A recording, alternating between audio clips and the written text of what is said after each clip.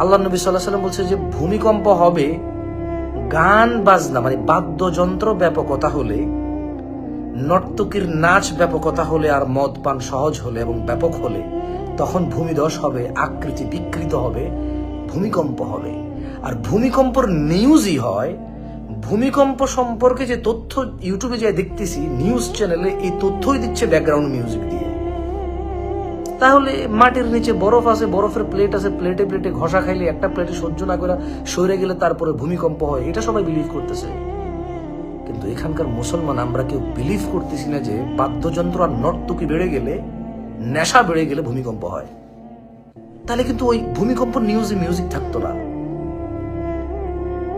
এবং আমি ওই নিউজের নিচে কমেন্টস গুলো চেক করেছি, কারো কোনো আপত্তি নাই যে আপনি যে মিউজিক ব্যাকগ্রাউন্ড দিয়ে যে আপনি নিউজটা চালাচ্ছেন, এইটা তো মিউজিকের কারণে ভূমিকম্প হচ্ছে। কারো কোনো আপত্তি পেলাম না।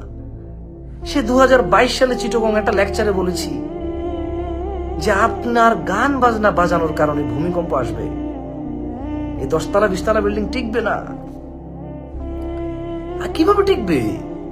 ইযা যুলজিলাতিল আরদু জিলজালাহা, যখন মাটি বা পৃথিবী প্রবল কম্পনে প্রকম্পিত হবে, ও আখরাজাতিল আরদু আথকালাহা, মাটি যখন তার ভারসমূহ নিক্ষেপ করবে বা উৎক্ষেপ করবে বা বের করবে, ওয়াকাল আল ইনসান, মানুষ বলবে মা লাহা, কি হয়েছে, কি হয়েছে বলতে পারবে, বাট কেন হয়েছে ওই দিকে খেয়াল করা উচিত।